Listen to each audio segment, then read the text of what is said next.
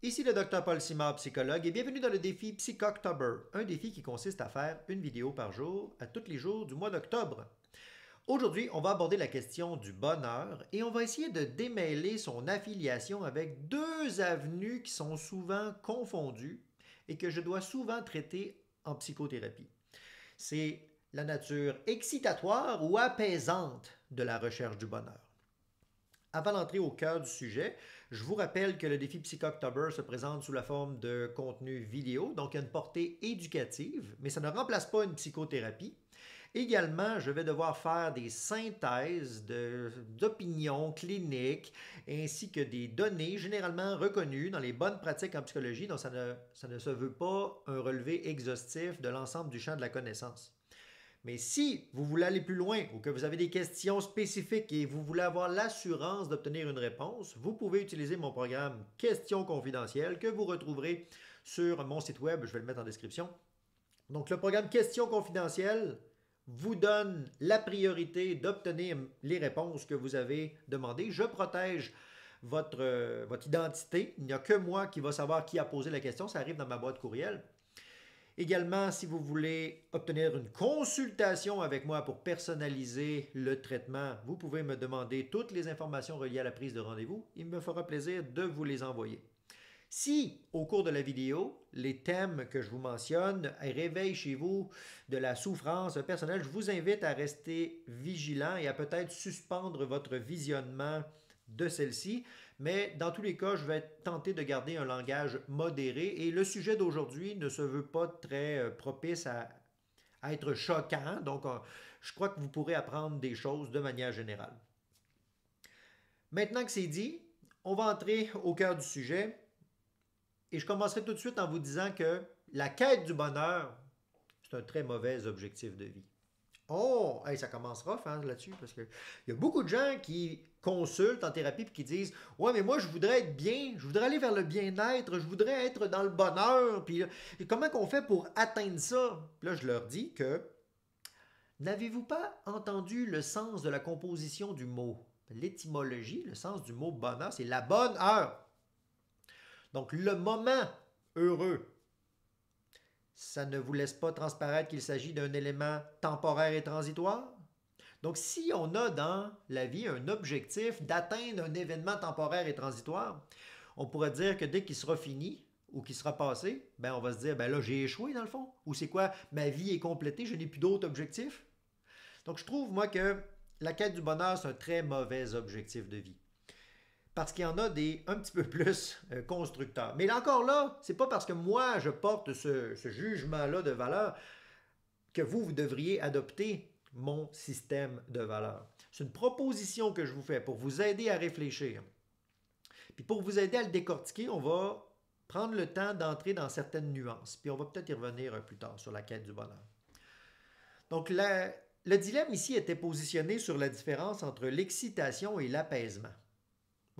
L'excitation, on pourrait le relier avec un phénomène physiologique de plaisir, douleur, intensité, stimulation. Donc, c'est quelque chose qui va vraiment monter votre niveau de fébrilité, d'excitation. C'est très intense, on va dire, l'excitation. Puis il y a des gens que dans leur vie sont dans une étape de la vie là, où ils ont tellement d'énergie, là, où il faut que ça sorte. Là. Puis là, quand ils le font, là, puis qu'ils sortent, ils sont comme en adéquation avec ce qu'il y a dedans d'eux, puis l'exercice qu'ils font. Puis là, ils trouvent que ah oui, l'expérience culminante, quasi orgasmique du plaisir et de l'excitation, ça peut être confondu avec le bonheur. Mais je vais vous proposer une autre avenue. L'apaisement. Qu'est-ce que c'est ça, l'apaisement? Ben, c'est peut-être quelque chose qui calme, la quiétude, la paix. Et je pense qu'on est plus proche du bonheur quand on va vers l'apaisement. C'est sécurisant, ça calme quelque chose. Puis je pense qu'on est de nature ici à apprécier davantage de nuances, de fines nuances, quand on est dans quelque chose de calme. Mais par contre, quand on est dans une étape de la vie où on a beaucoup d'énergie, où ça s'impose à nous la recherche de sensations fortes, si on est un peu impulsif, ben, il est fort probable que L'apaisement, on n'en a rien à foutre. On veut aller vers quelque chose qui est stimulant pour être en adéquation avec soi-même. Fait que vous comprendrez que le dilemme que je vous propose ou la réflexion que je vous pose ici là, entre excitation et apaisement, c'est pas une question de y en a-tu un qui est bon, puis y en a-tu l'autre qui est mauvais. On n'est pas pantoute dans ce genre de positionnement moral bon-mal. C'est plutôt pour essayer de vous faire décrire des phénomènes, pour comprendre ce que vous entendez par votre objectif de vie là, ou votre quête d'être bien dans la vie. Il y a des gens, prenons l'exemple de la jeunesse, qui ont tout à apprendre devant eux et qui ont full d'énergie. Il est probable que ça soit généralement associé. J'ai dit généralement, j'ai pas dit vous. J'ai pas dit vous, là. J'ai dit en général. Je parlais pas de vous. Je parlais d'en général. Il est possible que dans la jeunesse, avec l'énergie abondante, la recherche de plaisir soit dominant. Et lorsqu'on est dans l'âge vieillissant, ben, il est possible qu'on voit apparaître une forme d'assagissement ou d'apaisement forcé parce que la personne n'a pas la capacité de mobiliser de l'énergie. Donc une sorte de fatigue qui peut être confondue avec de la sagesse. Mais là, ici, comprenez bien que je ne veux pas faire de l'âgisme. Parce que tout comme il y a des jeunes sages, il y a des vieux cons, ben, il y a des jeunes cons et des vieux sages. Donc, ce sont toutes des amalgames possibles. Je veux vous amener à réfléchir ici sur des grandes tendances. En général, la biologie s'active et mobilise beaucoup d'énergie et n'a pas encore développé toutes les capacités pour savoir, on pourrait dire, freiner la charge impulsive. D'ailleurs, quand on regarde les études en neurosciences, il y a un modèle, je ne me souviens plus du nom de chose, mais il y a un modèle en neurosciences qui avait développé une compréhension de l'impulsivité en 4 facteurs.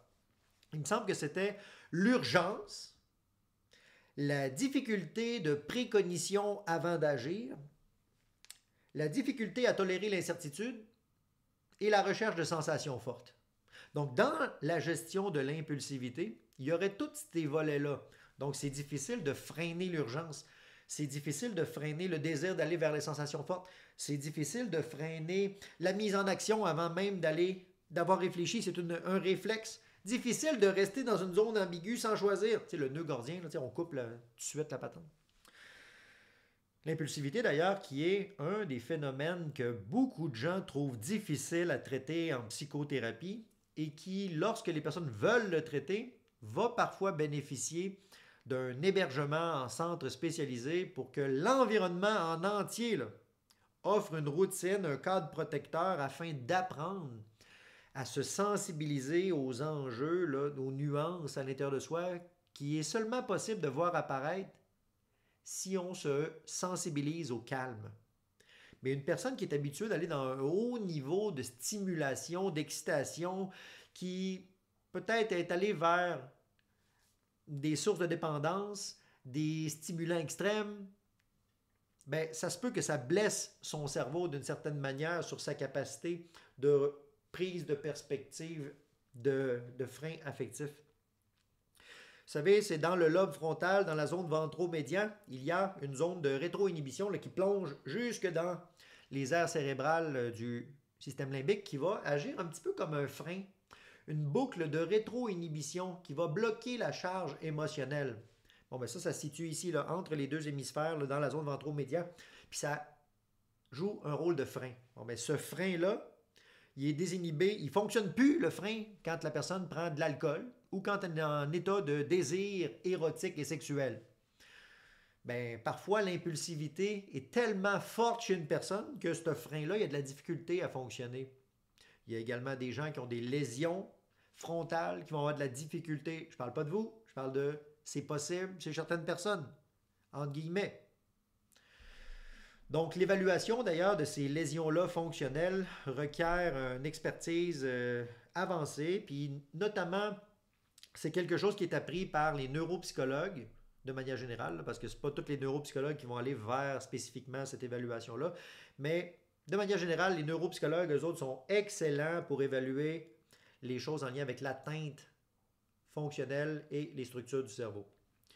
Moi, c'est bien humblement que dans mes formations continues et parce que je retourne de temps en temps à l'université pour suivre des cours là-dedans que je vous donne des brides d'informations généralement reconnues, mais je ne suis pas l'expert total de ce sujet.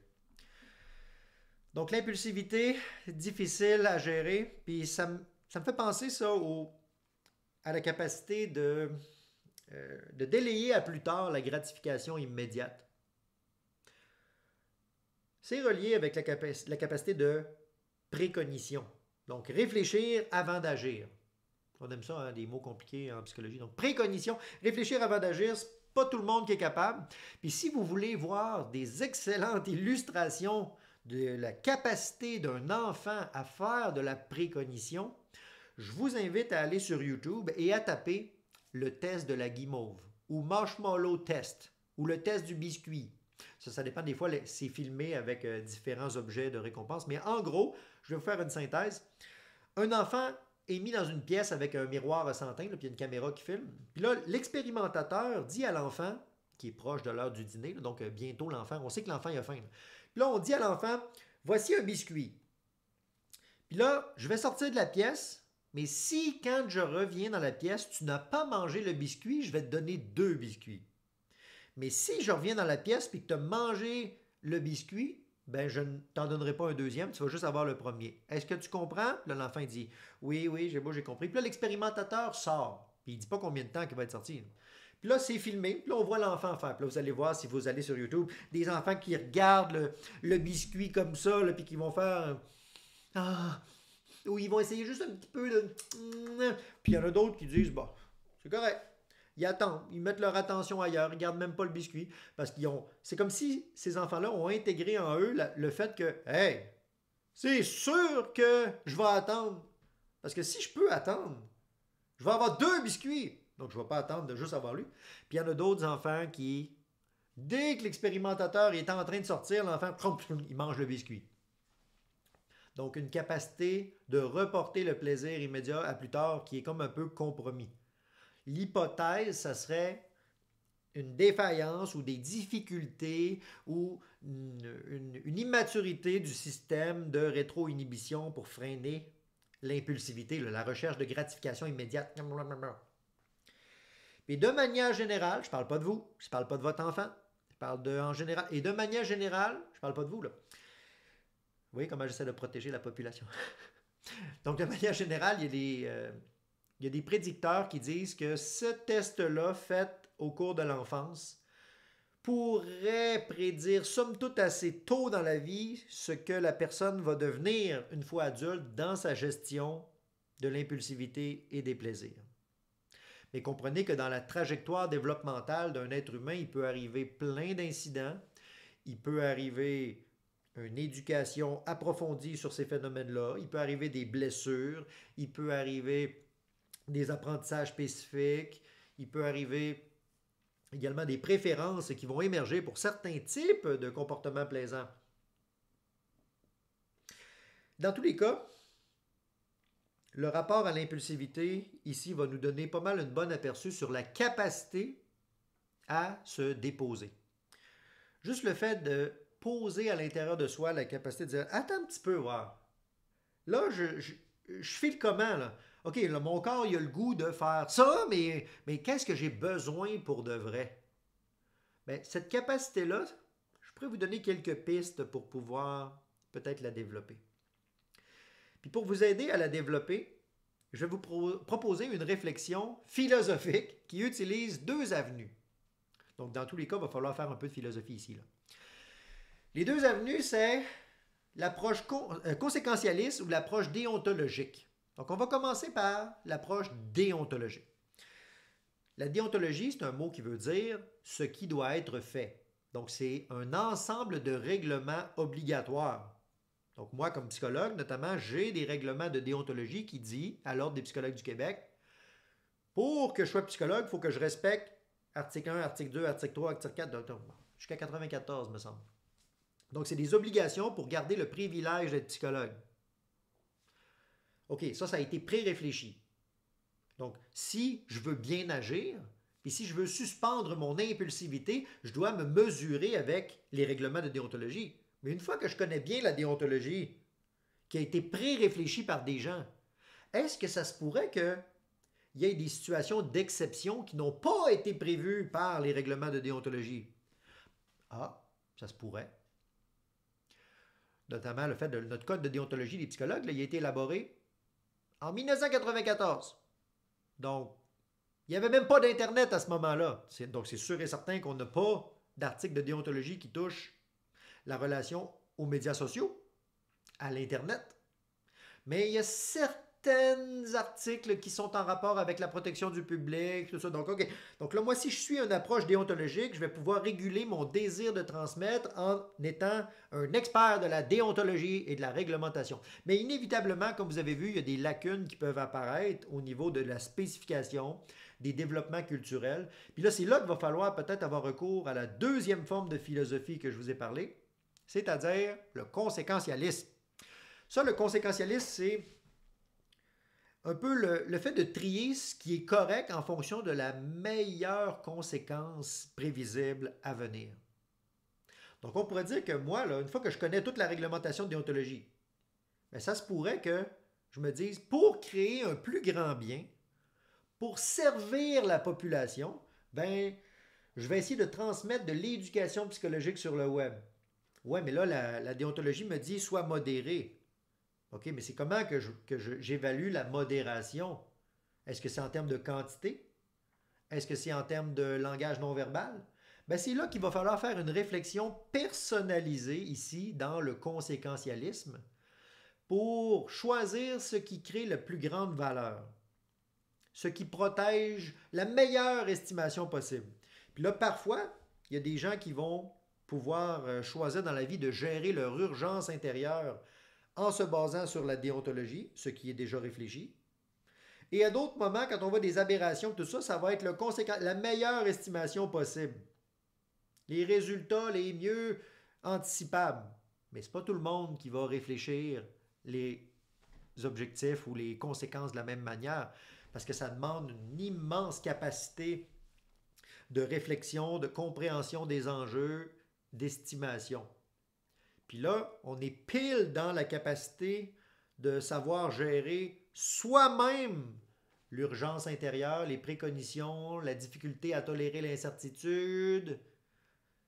Puis aux yeux d'une personne qui ne fait pas preuve de conséquentialisme puis qui ne fait que suivre la déontologie, ben, elle pourra trouver extrêmement dangereux et préjudiciable quelqu'un qui ose réfléchir sur la réglementation. Vous savez, moi, je le fais parfois. J'ai créé une formation pour les psychologues dans les médias et sur le web. Puis, dans un groupe de psychologues, lorsque je parlais de ma formation, je disais que parfois, au niveau de l'Ordre des psychologues du Québec, il y avait des incohérences dans certaines formes de réglementation, dans la gestion avec les bureaux administratifs, puis que j'abordais les incohérences et comment j'avais peut-être ramené à l'ordre notre bureau des communications, différents bureaux en raison de certaines aberrations qui étaient présentes. Donc, mais pour faire ça, il fallait que je sois dans une approche conséquentialiste. Mais j'ai eu des collègues qui sont que dans la déontologie, qui ont dit c'est pas correct de critiquer l'ordre. Ben moi, je trouve que c'est correct, là, parce que c'est comme si il faut pouvoir se promener dans les deux pour protéger adéquatement la population. C'est qui, vous pensez, qui met en place la déontologie? Ben, c'est ceux qui ont réfléchi sur la réglementation.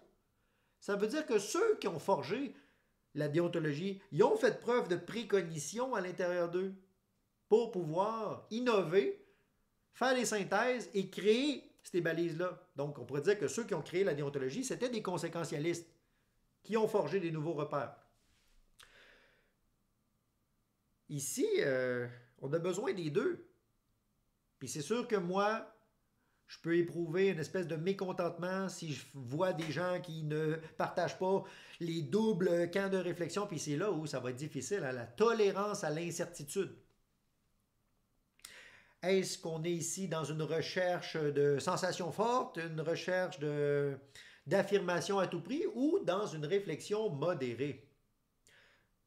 Vous avez sûrement remarqué dans ma manière de le raconter que je suis capable de monter mon énergie. Fait que dans le fond, je suis en train de faire une démonstration de stimulation. Puis en même temps, je suis capable de prendre un pas de recul pour pouvoir être modéré et calme afin de bien réfléchir sur ce qui pourrait arriver plus tard. J'ai une grille de lecture sur plusieurs niveaux. Ah, fait que je fais preuve de précognition. Donc c'est ça le dilemme qu'on pourrait dire qui se situe ici entre l'excitation et l'apaisement. Ben, il faut pouvoir se promener dans les deux pour faire émerger son propre style d'être et être en adéquation avec, on pourrait dire, nos valeurs. Puis c'est lorsqu'il y a cohérence entre nos gestes et nos valeurs que, selon moi, on est dans le bien-être. La cohérence. Donc ça se peut qu'il y ait des gens qui soient dans la cohérence dans l'enjeu de plaisir. Donc, ils sont excités, ils veulent des expériences d'excitation, sont en cohérence là-dessus, bien-être.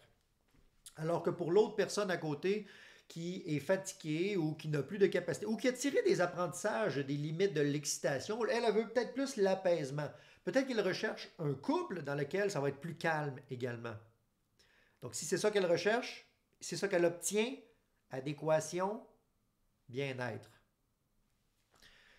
Et il y a des gens qui ont des profils, on pourrait dire, plus larges. Donc moi, c'est un petit peu ça que j'essaie de vous démontrer, c'est qu'on peut être à la fois dans une recherche de plaisir et à la fois une recherche d'apaisement.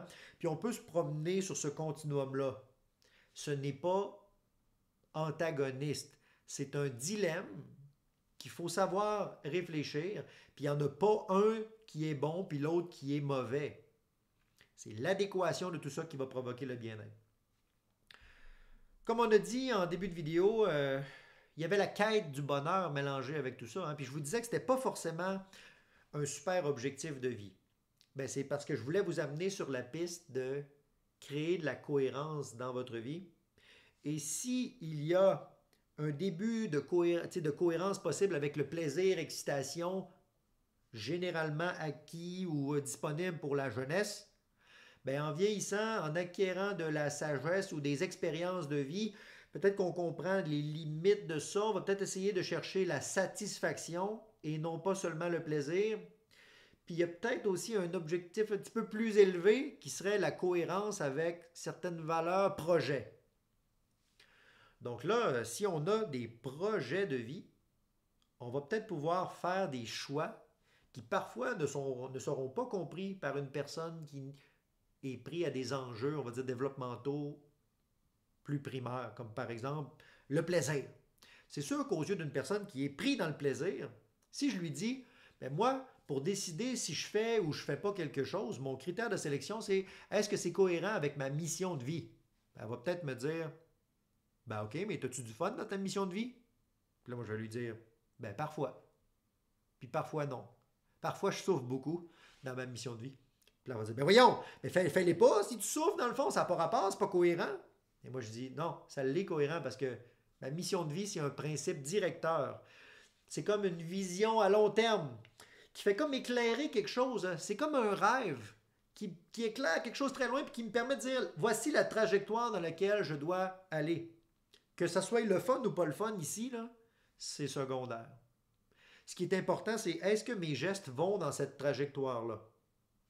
Puis là, on avance vers notre rêve. Puis là, le sentiment de progresser vers l'atteinte d'un grand objectif ou d'un rêve, ça provoque une sorte de cohérence intérieure là, qui peut être difficile à comprendre pour beaucoup de gens. Mais qui, lorsqu'on l'atteint, ça fait... c'est tellement libérateur. Mais même si je pense que ça peut être libérateur à chacun des stades, là, mais c'est tellement une mobilisation de soi élevée en termes d'effort, de cohérence, de réflexion, qu'on va intégrer les limites et les forces du corps. On va intégrer le monde affectif et on va intégrer la capacité d'abstraction, de se projeter dans un avenir en bâtissant quelque chose. Un peu comme l'entrepreneur qui va se dire, ben, ma mission d'entreprise, c'est telle affaire, c'est tel truc. Donc, il choisit ses fournisseurs et ses actions en fonction de l'objectif de l'entreprise. Il va se faire un plan d'action. Donc, comprenez que ce n'est pas tout le monde. Vous n'êtes pas obligé d'aller là, là. Mais j'aimerais bien vous dire que Si vous voulez dépasser la limite temporaire du bonne heure, donc la bonne heure, temporaire et transitoire, peut-être que ça vous prendrait un objectif supérieur. Quelque chose qui vous permet de toucher du doigt le concept de transcendance de soi, plus grand que soi. Puis là, je ne veux pas entrer dans un truc mystique ou ésotérique. Là. Je suis en train de vous parler d'un effort de rationalisation, logico-mathématique, d'organisation. Puis c'est une fonction super exigeante. Allez, on ne peut même pas rester longtemps dans cette capacité-là de planification et d'organisation, tellement c'est difficile. Puis c'est notamment quelque chose aussi qui se fait dans les aires du lobe frontal, hein, ça. Fait que le corps, plaisir-douleur, qui remonte la colonne vertébrale, tronc cérébral ici qui projette dans le système limbique, satisfaction-insatisfaction, qui va projeter dans le cortex préfrontal, les fonctions exécutives supérieures, la capacité de freiner la charge affective. Attends un petit peu, on va faire quelque chose qu'un objectif supérieur. Et maintenant, grâce à cette capacité-là, on peut construire des fusées spatiales, des caméras. C'est-tu pas formidable? La médecine nucléaire. La neuropsychologie. Donc, je pense qu'on va tendre, grâce à cette capacité-là, de suspendre temporairement nos préférences personnelles. Temporairement, j'ai dit. Un peu comme l'image de l'expérience de la guimauve. Dire, OK, je vais avoir ma dose de petits biscuits ou de guimauve tantôt. Puis je vais en avoir double dose si j'attends à tantôt. Je n'attendrai pas toute ma vie, là. Il y a peut-être une limite à attendre. Mais si je le prends et je le mets de côté, puis que j'essaie d'atteindre un objectif supérieur, peut-être que je vais bâtir quelque chose de grand. Voulez-vous que je vous parle de moi? C'est quoi mon objectif de vie? Oui? Non? Oui? OK, je vais vous le dire.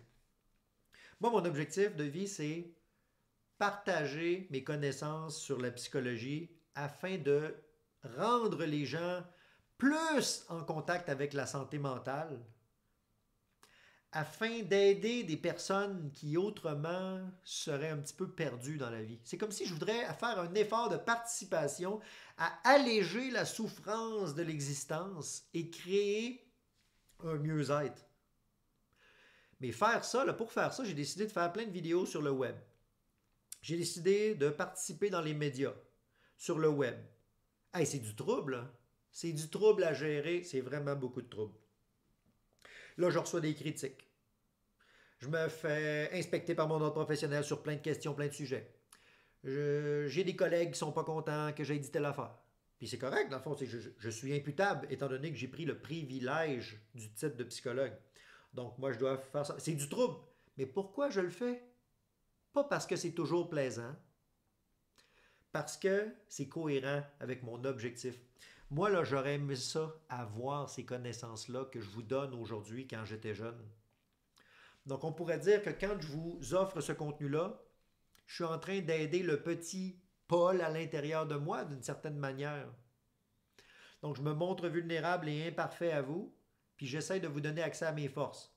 Donc, force et vulnérabilité combinées ensemble dans une démarche cohérente. Ah, c'est un immense sentiment de libération, puis qui crée un avancement vers l'objectif. Quand je regarde le chemin parcouru depuis que j'ai commencé à faire des vidéos sur le web, ben je me dis que hey, ça a vraiment avancé. Puis ça me force, moi, comme professionnel, à faire de la formation continue de manière extrêmement pointue et avancée.